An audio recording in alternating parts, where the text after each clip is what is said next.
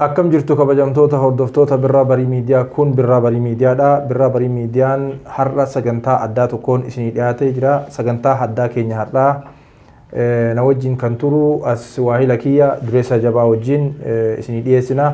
Hanga dhuma sagantaa keenyaatitti akka nu hordoftan waamicha isinii goona nu wajjin tura.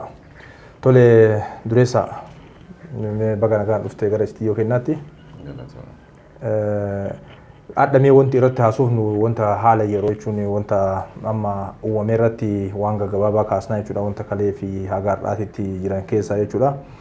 Kana wajjin wal qabatee wanti nuti amma irratti xiyyeeffannu tokko artistiin hangafni Oromoo qabsaan akkasumas abbaan tokkummaa Oromoo weellisaa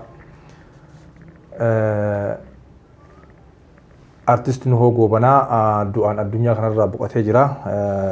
Yeroo ergaa kana yookaan immoo dhaamsa kana dhageenyu akka miidiyaattis akka dhuunfaatitti illee gadda nutti dhagahame ibsinee jirra. Kana wajjin wal qabsiifneeti waan gaggabaabaa irraa kaasne jechuudha. Artistii Nuhoo Goobanaa artistii qabsaa Oromooti, artistii hangafa umrii ijoollummaa isaatii kaasee hanga manguddummaatitti qabsoo Oromoo keessatti qooda guddaa taphachaa ture. Akkasumas walleewwan warraaqsaa kan jaalalaa, kan hawaasummaa, kan jaalala biyyaa sirboota garaagaraa qabiyyee barbaachisoo ta'anii fi yeroo hundayyuu akka haaraatitti jiraatan sirbuudhaan uummata Oromoo biraa nama galata qabudha. Mee isa kanarratti waan gaggabaabaa kaasnee gara qabxii itti aanutti dabarra jechuudha. Galatoon barsiisaa. Artistiin Nuhoo Goobanaa akkuma beekamu beekaa fi hayyuu keenya guddaadha. Oromoof fakkeenya guddaa nama ta'e, nama sagalee isaatiinis qabsaa'ee ummata Oromootiif jecha haga ammaatanaatti haga guyyaa lubbuun isaa baatutti nama Oromoodhaaf quuqama guddaa qabu keessaa artistii tokko. Akkanumas ijoollee hedduuf jalatti qabee karaa aartii kanaan isaa ta'u qabsoon isaa ta'u guddisee jira. Seenaan isa qaabata jechuudha. Rabbiin bakka deemetti biyyeettaa salphisuu jannata isaaf haa banu. Kanuma hawwinaa fi garuu wanti inni dalagee darbee hin darbu. Inni darbee garuu seenaan isaa dalagaan isaa ittuma fufa jechuudha. Artistiin Nuhoo Goobanaa nama tokkummaa Oromoo irratti gahee guddaa taphateera sagalee isaatiinis. Akkasumatti uummata kana hammatee dargaggeessa haga lafaa dhufaa kana muuziqaa tokko dhagahaa ture. Dargaggoonni hedduu isa marsanii faaruu bareedaa isaa muuziqaa bareedaa isaa taphataa turanii gaafa inni lubbuun jirus jechuu agarni akkana dhibamee mana gale kana. Kanaafuu wanti inni uummata Oromootiif gaheen uummata Oromootiif inni taphate gahee kana hin jedhamne karaa aartiitiinis haa ta'u karaa nagaatiinis haa ta'u tokkummaa namni tokko sirriitti Oromoodhaaf tokkummaa nama labse keessaa immoo Nuhoo Goobanaa nama tokko seenaan isaa qaabata.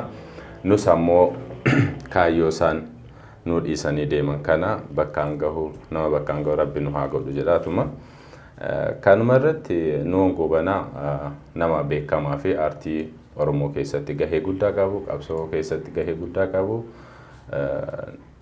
Akkasumallee tokko akkuma isin jedhe tokkummaa Oromoo irratti nama waggoota hedduu dalagaa ture. Seenaan isa qaabata. Kanuma waa'ee Nuhoo Goobanaa irraa kaafnee gara sagantaa keenyaatti seennamu akkam godhu. Tole mee asumarratti jechuun kana goolamneetuma karaa sagantaa keenyaatti ceena. Tole akkuma tu kaastee artistiin Nuhoo Goobanaa artistii Oromoo hangafaa fi ijoollummaa isaa irraa kaasee gama guddina aartii afaan Oromoo keessaa yeroo itti sirna afaan Oromootiin sirbuun itti ulfaataa ta'e keessatti nama aartii Oromoo guddisuudhaan uummata kakaasuun, uummata dammaqsuun, uummata barsiisuun, uummanni Oromoo akka tokkummaa isaa jabeeffatu, akka dammaqu kutaan amantiidhaan wal qooduu dhiisee tokkummaadhaan qabsoo bilisummaa Oromoo qabsoo bilisummaa geggeessu keessatti dammaqinaan akka hirmaatu artistii gahee guddaa taphachaa turee fi akkasumas immoo dirree waraanaa akkasumas bosona Oromiyaa waraanni bilisummaa Oromoo keessa socho'u haga qaamaan achitti dhiyaatee sirboota garaagaraa sirboota dammaqina uuman dhiyeessuudhaan waraanallee jajjabeessaa ture keessaa 90 yeroo ce'umsaatiin dura jechuudha. Sochii waraanaa jiru keessatti illee nama gahee guddaa taphataa turee fi artistii baay'ee jaalatamaa fi kabajamaa akkasumas uummata Oromoo biraa galata guddaa qabudha. Akkuma tu kaaste artistiin Nuhoo Goobanaa qaamaanis addunyaa kanarra darbu hojiilee isaa baay'ee nu biratti dhiisee jira. Fakkeenyota baay'ee dhalootatti darbu nu biratti dhiisee darbee jira. Kanaaf seenaan ni yaadata jechuu barbaanullee akka BBM'tti. Artistii Nuhoo Goobanaa addunyaa kanarraa boqachuudhaaf gadda nutti dhagahame asumaan ibsinee gara qabxii itti aansu maaliif asumaan dhaggeeffattoonni keenya wanti nu hubattan gabaasa bal'aa dhimma artistii Nuhoo Goobanaa irratti karaa fuula feesbuukii BBM'tiin isinii maxxansuuf yaalla achirraa nu argachuu dandeettu. Mee kallattiidhaan amma gara qabxii itti aanutti yoo ceenu guyyaa har'aa jechuudha Itoophiyaa keessatti keessaa hordoftoota amantaa Ortodoksiitiin ayyaanni cuuphaa guutuu Itoophiyaatti sirnoota garaagaraatiin kabajama. Asumaan atillee amantaa sana nama hordofu keessaa tokko waan taateef baga ittiin si ga'e siin jechuu barbaanna. Akkasumas hordoftoonni amantaa kiristaanaa guutuu addunyaa irra jiran hundi isaaniiyyuu baga ayyaana cuuphaatiin isin gahe jennaani.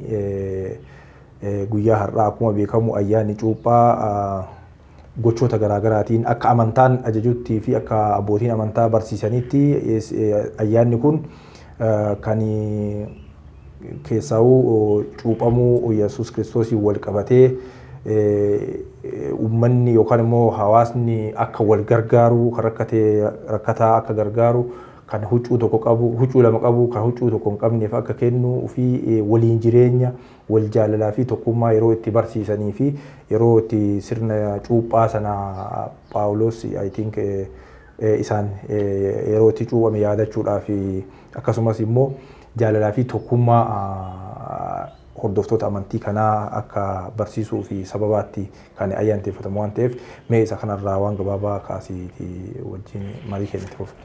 Yaa galatoomii anis akkuma waa'illi kiyya jedhee bagatti isin gahee ayyaana cuuphaa kanaaf garuu ergaa ayyaanaa kana keessatti ayyaanni akkuma ati jettee guyyaa namni rakkateetti beela itti kuufu ka qullaa ta'e guyyaa itti uffatu guyyaa rakkataatti gaafatanii guyyaa dhibamaatti gaafatanii guyyoonni kun guyyaa akkasiiti.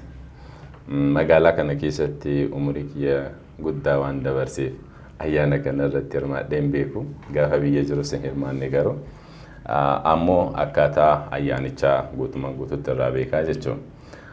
Yeroo kanatti ammoo seerri fi sirni ayyaanichaa butamee waan hedduu tokko garaa nama gubu wayii argaa turre guyyaa kaleessa waan raawwatamaa ture. Kabajaan kabajaa ayyaanaa ture.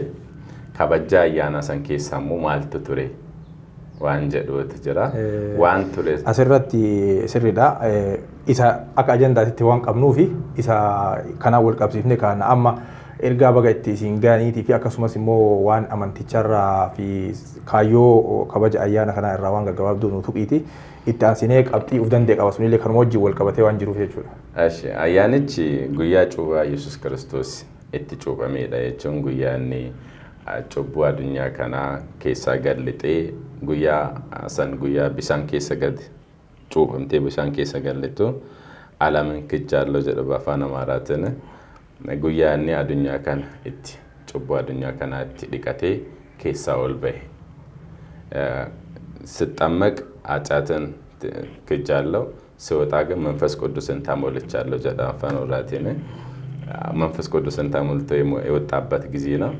አከሱማስ አሞ ጉያ አኩማሲን ጀደራከቶኒ ጉያ አከሱማስ ወሪ ካራ ይሁዳ ኩኒንስ ጉያ ሱን ጉያ አመንታ ጩባ ሄዱ ነምኒ ሄዱ ፍደቴ ቦዳ እኒ ከዱፌ ፍደቴ ጉያ ሰናሞ ሰገሌን ዋቃ ተኮ ዱፌ ጀዳነ ሰገሌን ሱን የሞዶ ልጄ ሱኖና እሱን ስሙት ዋንጀድ ወይ ሰገሌ ዋቃዮ ዱፌ ይሰረት ዳበቴ ጀዳነ በርግ መልክ መጥቶ አረፈበት ጀዳማ ጉያ ከና ከና ተረጀቹ ጉያን ኩን ጉያ ቁልቁሉማቲ ጩባን ኮኒ ጩባ ይቹን ጉያ ቁልቁሉማቲ ወልማ ገለቲ ሴሪኩን አከና እንደበራ ጀቹዳ ካኑማ ፊ ረዴቤ በጋት ሲንገሄ በገወሌን ኑገሄ ጀና kan tole hedduu galatoomii nuti sirra deebuudhaan hordoftoonni amantii kiristaanaa guutuu biyya keessatti hundinuu baga ittiin isiniin ga'e jenna. Itti aansuudhaan ayyaana kana wajjin wal qabatee guyyaa kaleessaa akkuma ilaalaa turre sooshaal miidiyaa irratti wantoota garaagaraatu deemaa ture. Sirna kabaja amantii fakkeessanii achi keessatti immoo wanta ummata walirratti kakaasu, waan amantaa fi amantaa walirratti kakaasu, waan jibbaa sabummaa walirratti kakaasu, rakkoolee yookaan immoo seenaa tanaan dura darbe seenaa fokkataa tanaan dura raawwatame deebisanii bifa haaraan bifa calaqqisiisuu danda'uun bifa suuraatiin siidaa akkasumas immoo alaabaa sirnoota darbanii kana baay'inaan magaalota keessaa magaalota Oromiyaa keessa jiran Finfinnee dabalatee jechuudha. Bifa xiiqii ta'e wayii xiiqii of keessaa fakkaatuutiin haalli itti waan sana calaqqisiisaa turan jira. Wanti sun immoo mufii baay'eellee kaasee komii baay'eellee kaasee miidiyaa hawaasummaa kanarratti immoo ajandaa guddaa ta'ee jira akkuma ilaalaa turre jechuudha. Wanti sun fakkeenyaaf amma keessaa kan alaabaa akkuma jirutti ta'ee wantoonni garaagaraa sirna kabaja ayyaana isaa irratti calaqqisiisan akkuma jirutti ta'eeti. Siidaan tokko immoo magaalaa Finfinnee keessatti naannoo Goorootti natti fakkaata. Birbisa Goorootti kan suuraa sana irra jiru jechuudha. Suuraa siidaa aanolee fakkaatee jechuudha. Suuraa Minilik ofirraa qabu. Immoo wantichi irra taa'ee jiru sun kan akka harka siidaa aanolee irra jiru fakkeessanii wanta sana hojjetanii alaabaa lumuxii kana jechuudha warra sirnoota duraanii kana isa itti maranii irratti maranii dhiichisaa wanta ture jechuudha. Wanti kun mee amantaa fi wanta kana walitti qabsiisanii kaasuun maaliif barbaachise? Akkasumas immoo yeroo kanatti yeroo amantaan akkuma ammaatiin nu kaaste amantaan jaalala barsiisaa, tokkummaa barsiisaa, sabni tokko saba Oromoo, saba Amaaraa, saba Tigree hin jedhu amantaa saba sana hunduuf hundaayyuu kabaja laata. Amantaa biraatiif illee akkasuma kabaja laata, saba biraatiif illee akkasuma kabaja laata jechuudha.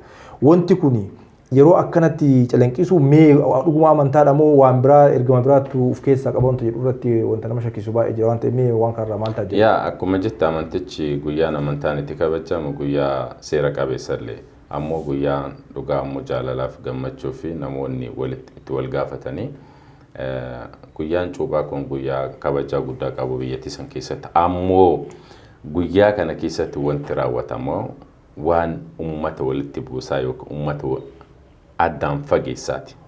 Isa duraatti seenaa keessatti ammoo akkuma jette maybe seenaan aannolee kun 1868 keessa na fakkaate Milinik waan akkasii ka ummata Oromoo irratti raawwate harki kun harka Oromooti. Harki isaan itti fe'anii deeman harka Oromooti. Kanarratti uummata akka illee dibaan barbaachisu.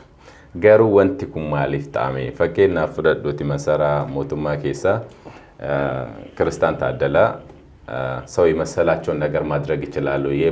የእምነቱ ባለቤት ወይም የጥምቀቱ ባለቤቶች የሚፈልጉትን ነገር የማድረግ መብት አላቸው። አይደለም ልሙጡን ባንዲራ የጎረቤት አገርን እንኳን ይዘው በከተሚቷ መለብለብ ይችላሉ። ፌደራል ፖሊስ ማን ነው እሱን ከልካይ ያደረገው? ማን ነው እሱ? ኤኑሳን ከናፉ ዋን ፌደን ኢሳነች ኬሰቲ ራዋቹ ደንዳው ቃመ ነገናቲ ማለ ቃመ ዋን ከነ ቀበዳ ዋን ከነን ቀቢና ጀዱ ሚቲ ፖሊስን ፌደራል አብየቲ ሰን ኬሰቲ ዋን ጀዳሙ መንሳራ ሞቱማ ኬሳ ጋነማ ሰንደርበቴ ቱሬ ካሌሰ ጀቹን አከስማ አሞ ወንት ራወተን ቢስ ዋን አከሲቲ አሞ ወንት ነማ ዲቆ ቶኮ ነማ ጉባ magaalatti san keessa viidiyoo na erganis jira magaalaa san keessa ijoolleen jirtu guyyaa la jechuudha. Siidaa kana baadhatanii baadhachuu callaa miti. Mafokkar dirasaalla maal fidu kana booda ምን ያመጣሉ? Guyyaan guyyaa kabajaa ayyaana cuuphaati ወይም ጥምቀቲ garuu siidaa kana baadhatanii maal jedhu maal fidan kana booda kana jechuun guyyaa kana keessa dhaamsi isaan dabarsaa jiran kana keessattu magaalaa Finfinnee keessatti magaalaa teessoo federaalaa irra keessatti wanta kana eeddoo hagasii keessatti wanta kana raawwatamuun waan qaama mootummaati walumatti qabatee ummata kana ummata lamaan kan walitti buusuun ummata keenya immoo cabsuuf olaantummaa saba tokko guddisuuf waan deemaarudha. humna ciqilee keenya irratti kakaleessa hanqatee addas madaa keenya tuttuqoo jechuun kun madaa keenya tuttuquudha. Asirratti waa tokko jechuu barbaada. ምናልባት ሌላው አፋን ኦሮሞ ለነምን ነገና አዳጋው አብሮ የምንኖርባት ስቴት አብሮ የምንኖርባት የጋራ አገር ቶኩማ ኤኑማ ብይኑ ወልትቀም ኡመተ ሰወልን ከነቦዳ ሲንጅሩ ኩታሚ ወንኩን የጋራ ማንነት አከጀዳን ሰኔ የጋራ ማንነት ባን ነገር የለንም። የጋራ ማንነትን የጋራ ስቴት እንዳንፈጥር ይፈልጉት የትላንትና ቁስሏችንን እየቀሰቀሱ የምነካኩን ሰዎች ናቸው። ዲፍኔ ቱሬ ነው ኦሶ አከስት ሙራምኔ ጅሩ ኦሶ ሀርማ ሀወተ ከና ሀርከ ሙራ አቦተ ከና አርግኑ እራንፈኔ ወጅን ጅራታ ጅር አዳሞ መዳኬነ ከከሌሳ ትትቁን ማልፊዱ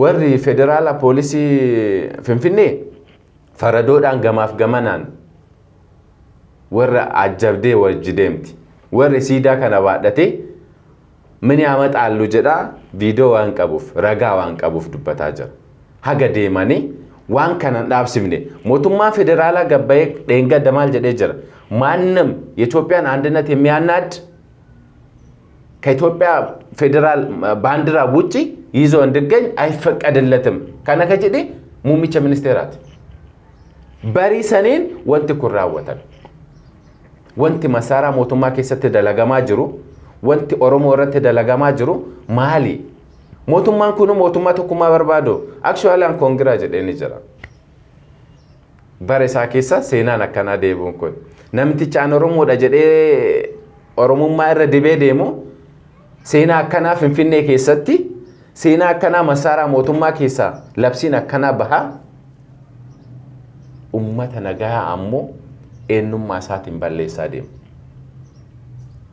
ኡመተ ነማ በለሱፍ ኡመተ ሴና ከሌሳ ኡመተ ኢትዮጵያውማ ዱሪ ዴቢሲ ኢትዮጵያውማ ወሊን ጅራና ጀዴ ነምኒ መጋላ ቶኮ ከሰት ስቴት የጋራ ስቴት እንፈጥራለን ጀዳኒ ወለት ዱፋ ጀረን በለሰኒ ስርና ከሌሳ ዴቢሱፍ ወር ቆቢዳ ወሮታ ከኒ መሳራ ሞቱማ ከሰት ቀበቴ ኡመተ ከና መቃቲ ከና ኡመተ ከና በለስ namticha nan oromo daje kanaaf wanti koongiraaj enneenifis humata kuni waan irra dibdumiti wanti waliin akka waliin jiranu nu godo akkuma sin jedhe gaara taariክ gaara ማንነት gaara state የሚባል ነገር የለንም hinqabnu kan exactly sigale kanan qab kan walumattim bari jaarti fuute gaafa jaartin susintaane teenumaayyu hiitabar ወራዋን ወንት ወለሂን ነፍንጀሩ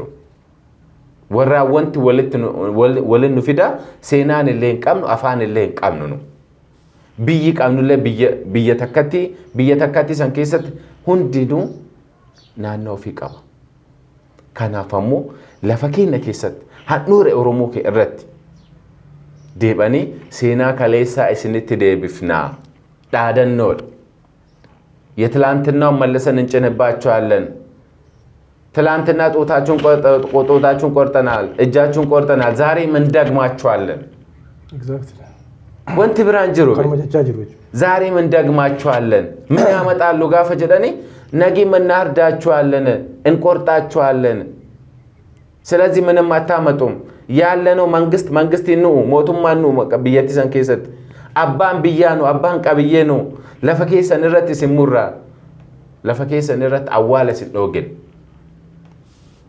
wanti jedhama jire exactly qabxiile heddu kaase dhugaadha wanti baay'ee nama aarsuudha wanti kaleessa raawwatamaa ture sun jechuudha maal jechuudha kuni tuufii ummata hagana daangaa darbee inumaa itti qoosu waan akka qoosaatitti dalagamaa ture jechuudha ani inumaa waan kana tanaan dura yaadattoota waggaa tokko dura akkas waggaa tokko dura dabballoonni amma oromiyaa bulchina jedhan kunii fi oromiyaan bilisoomteetti oromiyaan mirga isaa argateera jedhanii warri amma miidiyaa hawaasummaati fi miidiyaa harkaa qabanii odeessan kunniin waan jedhaa turantu jira.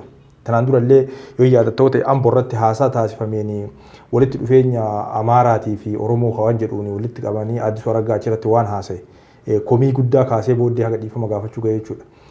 akkasumas immoo Taayyee Danda'aallee irra deebi'ee miidiyaa warraa irrattis fuula feesbuukii isaa irrattis gochi yookaan immoo harma muraa aanoleetiif harka muraa aanolee akkasumas immoo caliin calanqoo sheekoodha oduu duriidha malee gocha qabatamaa miti jedhee warratti himaa ture jechuudha.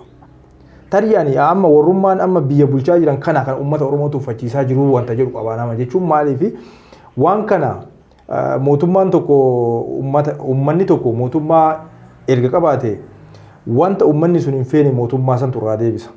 Yoo mootummaan irraa deebisuu hin dandeenye uummanni yoo fincile immoo maqaa biraa itti baasanii yookaan rukutan yookaan immoo waan garaagaraatiin miidhan taate wanti kun kallattii hin taanetti hawaa yookaan immoo walitti bu'iinsa hamaa fiduu danda'a jechuudha. Gochi Minilik raawwatee fi uummata Oromoo irratti raawwatee fi Hayilee Sillaaseen Oromoo irratti raawwate adiif gurraacha beekaa jechuudha. Gocha qabatamaaf uummata Oromoo irratti duguggaa sanyii raawwatame isa kana dabballoonni OPDOtu jechuudha bilisiginnaatu akka oduu durii ta'etti yeroo isaan calanqisaa turan warri immoo deebi'ee seenaa sana deebisuudhaaf ifatti dhaadataa jira jechuudha. Handhuura Oromiyaa Finfinnee keessatti jechuudha. Yeroo darbellee yaadatta waa'ee addababaayii masqalaa irratti waan ka'e addababaayii masqalaa sun akka waan amantaa tokko yookaan immoo inumaayyuu mana sagadaa amantaa tokko ta'etti fudhatanii warri pheenxee yeroo achirratti sagantaa qopheeffatu warri islaamaa achirratti sagantaa qopheeffatu waan warri gungumaa jiruufiin argita. Warri kuni dhimma amantaa osoo hin taane dhimma amantaa sabeeffatanii saamicha lafaa kaleessa baratan Oromiyaa keessa deemanii maqaa beetekiristaaniitiin lafa saamuu baratan akkasumas immoo eenyummaa Amaaraa achi keessatti babal'isuu baratanii eenyummaa Oromoo kan dhabamsiisuu afaan Oromoo dhabamsiisuu aadaa Oromoo dhabamsiisuu karoorfatanii deemaa jiran kana ammallee isuma kana ifatti inumaayyuu masaraa keessaa onnachiiftuu argatanii jechuudha. Itti deemaa jiranii jechuudha. Amma mootummaa yeroo ibsa baasu alaabaan Itoophiyaa kan heera mootummaa irra jirtuun alatti as keessatti akka mudhanne uummata sobuu baasa. Dheengadda ibsi sun ayyaana sababeeffatee ibsi bahe suni ibsa fakkeessaati jechuudha. Odoo danda'ame amma dheengadda jala bultirraa kaasee jechuudha alaabaan guutuu Oromiyaa keessatti himee kan naannoo Amaaraa haa ta'u yoo barbaadanii akka mana dhuunfaa isaaniitti illee haa maratanii sun dhimma keenyaa miti. Garuu immoo Oromiyaa keessatti magaalaa Shaashamannee dabalatee jechuudha magaalota Oromiyaa keessatti alaabaan mucii sana qofaa hidhaa turan jechuudha. Kana qaamni mootummaa caasaan nageenya argaa jira yeroo waan kana raawwatan jechuudha. Wanti kun amantaa wajjin waliin qabatu. Yoo amantaa wajjin illee waan wal qabatu taate naannoo beetekiristaaniitti naannoo beetekiristaanii keessatti yoo hidhatan namni isaan dhoorgu hin jiru mootummaan isaan dhoorgu hin jiru jechuudha. Maaliif manni amantaa kabaja waan ta'eef daangaa isaanii keessa waan barbaadan godhachuu danda'u. Garuu immoo wanti kun tuttuqqaan madaa kaleessaa yookaan immoo seenaa kaleessaa seenaa hamaa raawwatan sana deebisuudhaaf tuttuqamuu fi jibbansi sabummaa jibbansi akkasitti deddeebi'ee mul'atu kuni deebi'ee kallattii hin taanetti uummata fiduu danda'a. Amma Finfinnee kan hoogganaa jiruu fi kan bulchaa jiru maqaafillee ta'an mana Adaanech Abeebeeti. Adaanech Abeebee akkam akkasiin Finfinnee bulchaa jirtu namatti agarsiisa jechuudha kun. Finfinnee isiin akka bulchaa hin jirre wanta namatti agarsiisu jechuudha. Yeroo wanti sun wanti akkas ga'u sun hojjetame wanti sooshaal miidiyaa irratti ajandaa ta'e kuni yeroo inni hojjetamu qaamni nageenyaa achi jira yoo diqqaate uummanni Oromoo illee achuma keessa jira caasaa mootummaa keessa haa diqqaatu illee jechuudha. Kanaaf waan kana yeroo san dhaabsuu hin dandeenye yeroo inni uummanni dallanee uummanni dheekkamutti fakkeessaadhaa fi wanti achirraa kaasuu fi akka maal jiksan silallee wanta akka wanni itti hojjetame wayii jechuudha. Ergaan dabarfuu normaalii wantichi hojjetame iyyuu wanti hojjetame ergaa dabarsuu barbaadu dabarsee jira wanti sun beektaa kaafame illee jechuudha. Ila asirratti namni kallattiidhaan dhaamsa ofii dabarfatee jira warri. Uumaa warri irra dibaan barbaachisu. Wantichaan kaartooniidhaan dalagamee magaalaa keessa baadhatanii akka taabotaatti deemaa turan. Naannawa keessa maaliif suuraa jira baadhatanii ka deeman na biratti. San irratti illee akkuma isin jedhee ከዚህ በኋላ ምን ያመጣሉ? ስለዚህ እነዚህ ሰዎች የጥምቀት በዓልን ሊያከብሩ ሳይሆን ኢንዳይሬክትሊ የትላንትናውን ታሪክ ለመቆስቆስ ድረስ ነው። ዋን ከሌሳ ሰንቱ ቁዴም ማሌ አያና ከነ ከበጁን ባኔ ገሩ ወንቲ ኩን ቃማ ሞቱማቲን ታውሳ ኡመታ ዋን ከነ ቀበቴ ደም ኡመታ ዋን ከነ ደለቅ ሁምኒ ገርጋራን ሞቱማ መሳራ ara kiiloo irraa ta'uumus ammoo shakkii irraa hin qabaatin. Waa malee waan ta'a waan ta'eef ድርጊት ሀሳብን ተቀድማለች ሀሳብ ድርጊትን ተቀድማለች ጀራ ያሰቡትን ያደረጉት ዋያዳን ጎዳ ዋንተ ኩኒ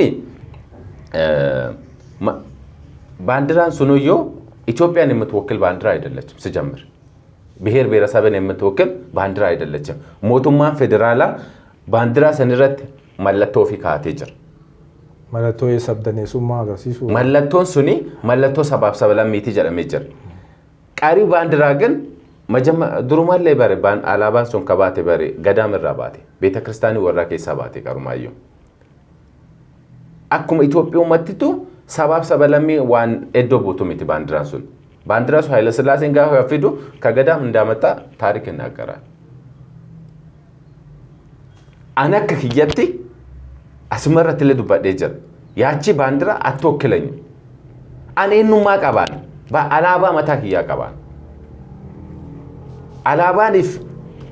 አላባኒፊ ቋንቋና ባንዲራ ሲቀመጥ ምናልባት በፌደራሊዝም ታግዞ በድምጽ አብላጫ ነው በየተኮ ከሰቲ ኢንተርናሽናሊ ከታውቀው ሱንሌ ኑራቡ ተመቸር አፋን አማራ ከሚን ጉዳቲ አፋን አማራ በር ገቀበኒ ስግድሰኒ በረቹ ሲዶገኒ ኤኑማ ከጨብሰኒት አከተፋን አማራ በረቱ ሲጎለኒ አደለን ዱባናፊ አፋራኮን ቀብ ገሩ ሴና ነው ገሩ ደለጋን ሳኒ አሞራኮ ከዘ ጀዋንጭሩ ወር ኦፒዲዮን ከሌሳ ዱለቲን አደ ብልጽግና ታቲ ተደለታ ኦሮሞ ታታ አፋን ኦሮሞ ዱባ ተመንሰራ ሞቱማ ከይስ ጅርቱ ማለት ሆጂንሲ ኦሮሞፍ ማል ደለጋ ጅርቲ ወርኩን ወረ ወጂን ታይ ኦሮሞ ጨብሱ ደም ወረ ወሊን ታይ መዳካን ከካ ከሌሳ ሶቅደስት ነቁ ደም ነቁት ጅራኒ ሲገሌ ማል ጀዱ መዳቆ ወራራጅነን አርግቱ ጉሪ ቶልቶነ ነገይቱ ጀደ ዋን ሲዱ በደለገን ዋንተ ዋን ሲዱ በደለገን ሲቲንጋባሃን ኢሳን ሲ ዱጋሞ ቁቃም ኦሮሞቲፍ ነምኒ ቀብ መሳራ ሞቱማ ሰን ከሰት ብየ ኦሮሞ ከሰት ሀዱር ኦሮሞ ረቲ ሴናን ኩን ደለገሙ ቀባ ሞቱማ ፌደራላን አጀቤ ሀገ ወር ስን የፍጣቱ ፌጌ ካርቶኔ ጉቤ ጫብሴ ካሴ ኤገዋና ትበርባዱ ደለገቴ ቦዳ ወንቲ ወዮ ስራካይ ማል ሲጎድ ቆሻሻ ኮነ ካርቶኒን ዋንበሩ ጉበቱ ሚቲ ገሩ መልክታቸውን አስተላልፎበታል እነሱ የሚፈልጉትን ድረስ ሄዶበታል ተቃጠለም ተነሳም ሰበሩ ማቃጠሉ የሚፈልጉትን ሜሴጅ ካስተላለፉ በኋላ የፌደራል መንግስት ተነስቶ በዛ ከተማ ሞቱማ ብየቲ ሰንኪሰቲ መጋላ ሀዳነች ሀቢቤ እቲ ዋን በርባዱ ጎቱ ከሰቲ ለፈ ጉርጉሩፍ ማና ጉርጉራቹ ረት ተኮፋታቴ ሴና ኦሮሞ መጋላ ኢሳን ጅራን ከሰቲ መጋላ ቃምኒ ሞት ቃምኒ ኦሮሞ ከሰቲ ቢቱ ከሰቲ ቡልቹ ከሰቲ ኦሮሞን ገቀባምቴ ኦሮሞን አባራምቴ ኦሮሞን ሴና ከሌሳ ስንረት ዴቢፍኔ ስንረት ፌና ምንም አታመጡም ብየወራ ከሰቲ ሚት ናንዶ ወራ ከሰቲ ሚት ሀዱራ ከንኪኪ ረት ዴባኒ ዳባኒ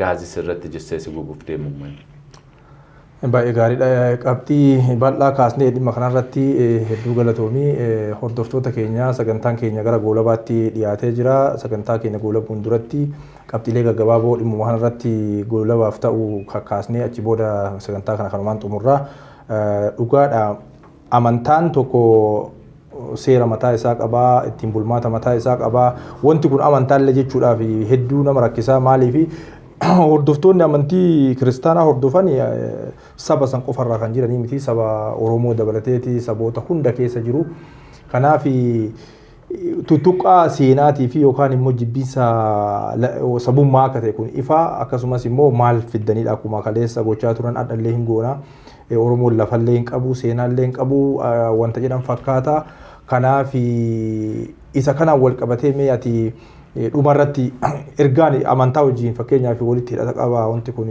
jechuun akka amantaatitti akkamitti ilaalama wanta jedhu irratti waan gabaabduu meen waasiiti sagantaa keenya kanumaan goolama. Fakkeenyi amantaadha. Garuu ammoo amantaa kana keessatti yeroo hedduu dabarsa hedduutu jira, dhaadannaa hedduutu jira.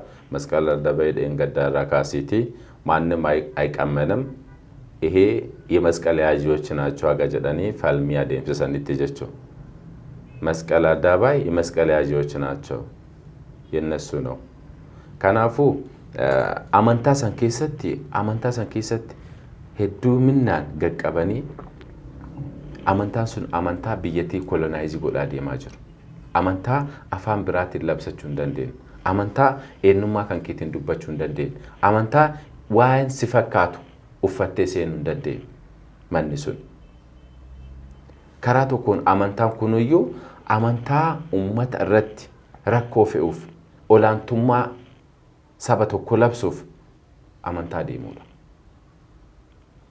ከናፍ ሲንጀዳጀር ከናፍ የጋራ ማንነት የጋራ ሀገር የጋራ የሆነ የሃይማኖት ተቋም የለንም እንቀባኑስ እንቀምኑስ ኦሮሞ ከነቤኩ ቀባ ካሌሰ ሲንጀዴጀር ትላንትና ቄስ ቤት ገብቶ የተማሩት ቄስ ትምህርት ቤት ገብቶ የተማሩት ግን በዚህ ሃይማኖት ውስጥ ያሉት የኦሮሞ ተወላጅ በማንነታቸው አፍሮ በቋንቋቸው መስበክ እንደማይችሉ በቋንቋቸው መዘመር እንደማይችሉ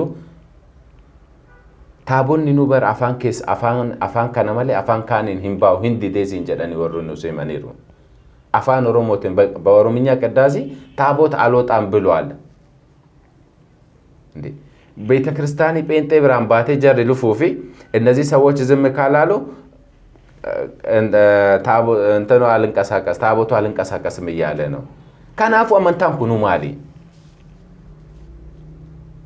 ወንትማ ኢሳን ደማኒን ኩኑ ብየቲ ዋን ቶኮ ጎዱ ዋን ሰቦልት ፊዱ ተሸክሞት የሚሄዱ ታቦት በጴንጤ ቤተክርስቲያን ጋር ሲደርስ አልሄድም ብሏል አልንቀሳቀስም ብሏል እነሱ ዝም እስከሚሉ ዳካዳም ኢብዳን ጉቡ ካተጀርቲ በር ፍንፍኔ ከሰት በኦሮምኛ ቅዳሴ ከተደረገ ታቦት አይወጣም ሲንጀዳኒ ጅሩ ከናፍ ሲንጀዳበር ከናፉ አመንታማን ኩኑ ከራከም ደማጅር አከሚን ደማጅር አመንታ ጅቹን በሪ ሰባብ ሰብለሚዋን ኦፍ ጀለቲ ቀበቴ ደሙዳ ዋን ነጋ ቦሶዳ ብየተካ ከሰቲ ወንት ነጋ ቦሶ ከሰታ ከአመንታ አመንታማን ኩኑ ከራከና እንደማጅቹ ወሪ አመንታ ከነለ ኦላንቱማ ሰበተኮቲፍ ደ አመንታ ከነመለ አመንታን ብራትን እንጅራትን እንደምወር ከናፉ ኡማን ኬን አከ ኡመታቲ አመንታ ሰንከሰታ ሀጅራቱ ባቱ አመንታ ወራቱ ቃጅራን ጅራ አመንታ ወራ ዲጋ ጀዳን ጅራ ማን ወራ ጉባ ጀዳን ጅራ ጋሩ ኡማን ኬን ነካች ከሰ ጅራ ኡማን ኬን ነካ ሙስሊማ ከክርስቲያን አለ ዋን ደማ ጅሩ ከነ ከሳ በይከቴ ዋን እትደሙ ጅሩ ከነ አርጌ ባከወት ኦፍ ዳቦ ከካ ሴና ወለትን ሂዱ አከንጅረት አፋ ወለትን ሂዱ አከንጅረት ብይ ወለትን ሂዱ ወረሰ ወጅን አከንጅረት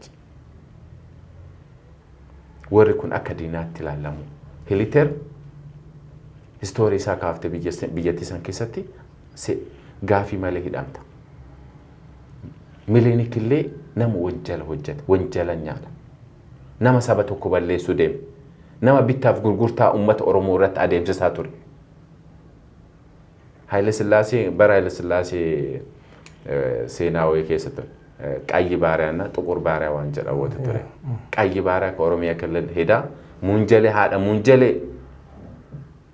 ኒቲ ዱበርቶ ተተነብራ ሙደነቱ ዱበርቲቴና ገቀቤ ቡልቻ ቱሪ ባሪያውን የማይገርፍ ንጉስ ምኑ ንጉስ ተባለ በዲማሌ ፉዳኔ ሲገሰኒ በከተ ደለዱት በከተ ሆጀቱት በከተ ገጅት ሚለሳኒ ዲጡቲ ገባሰኒ ሲቱሙ ጀቹ ማተ ዱረት ለምን ንክስናው ለማሳያት እንራንፈን ለፈከን ድረት ንቆች ሲሳ ጨላ ፉዳተኒ ኑፍካ ብየከነት ሐሬፍ ከነን ዮኪ ካሎኒ ፍከነን ሰኒ ኡመተ ከነ ሰፈራት ኡማን ኩኒና ማለሰኒ ፍዴ ባጀር ከናፉ ኡማን ከና ኮመታቲት በከጅሩት አመንታ ጅሩ ከሰት ዳበ ጅሩ ከሰት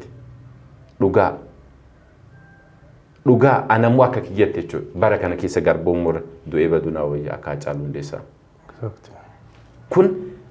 kun inum abadan halkan takka warraan buluu irra jechuudha. Halkan takka warraan buluu irra halkan san badee buluu naa wayyanaaf. Uummanni keenya akkanatti warra kana laallachuu qaba. Gola keessa keettee warra amantee waliin rafuun ulfaata. Gola keessa keettee warra amantee waliin rafuun ulfaata. Kanaaf sin jedha uummanni keenya waan kana irratti dammaqee bakka jirutti of dhaabee eessa jirra jedhee of laaluu qaba. Maalirra jirra jedhee dhaloonni akka dhalootaatti of laaluu qaba jechuu kana booda. Kanuma kanarratti wanti dabaluun jiru yoo dubbannes waan dhumuu miti. Garuu waa'ee seenaa bara 1868 raawwatame eenyullee irraanfatu. Bara kana keessa immoo akka biyyaatti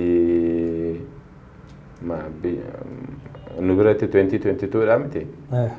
Gaddeebee biyya waggoota dheeraan booda gaddeebee wanti kun ammoo calaqqiseera jechuudha. Calaqqisuu callaa miti innaa dargwaallen haga jedhanitti manam ayaamaxum haga jedhanitti ta'ee jira. Kanaafuu Oromoon akka Oromootitti eessa jirra jedhee bakka jirutti dammaqee of laaluun uummata keenya irraa eegamaa jechuudha. Tokkummaa ta'a, lama ta'a, sadi ta'a jechuu hin danda'an. Ammoo eessa jirra jedhee hundi isaatu of laaluu qaba. Maal keessa jira jedhee namni tokko namni bitame garbichi afaan hin qabu, garbichi aadaa hin qabu, garbichi eenyummaa hin qabu, garbichi qubee hin qabu, garbichi amantaa hin qabu. Wanti nutti deemaa jiru kan qubee nu dhooguu deema, afaan nu dhooguu deema, aadaa nu dhooguu, amantaa nu dhooguu deema. Garbichi afaan namaatiin dubbata. Garbichi taa'ee ka jedhan yoo taa'u, ka deemu yoo jedhan deemu, ka nyaadhu yoo jedhan nyaatu. Garboomee jiraachuu barbaade Oromooni hin dammaqin yaa taa'u kana booda. Garuu waan itti deemaa jiru yoo beeke ammoo bakka jirutti dammaqee dhaabbatee ani eessa jira jedhee of laaluun gahee uummata keenyaati kana booda jechuudha. Hedduu galatoomii dureessaa qabxiilee fi ergaa jajjaboo nu kaastee uummanni keenyallee wanti nuti irraa eegnu kanuma wanti as deemaa jiruu fi wanti bulee mul'achaa jiru babal'atee sadarkaa kanarra gahee jira. Kanaaf uummanni keenya dammaquu qaba. Mootummaan uummata kallattii seenaa hamaa kaleessaa gad deebisuun uummata wal fichisiisuu kanas harka keessa naqatanii akka bu'aa siyaasaatti ilaaluudhaan uummata walitti naquu deemaa jiranii. Kanaaf uummanni keenya dammaqee mirga isaatiif falmachuu qabaa. Dhaamsa keenya qophii keenya addaa har'a qopheeffanne kanumaan xumurraa qophiilee BBM biroo wajjin turtii gaarii isiniin jenna. Nagaan oola.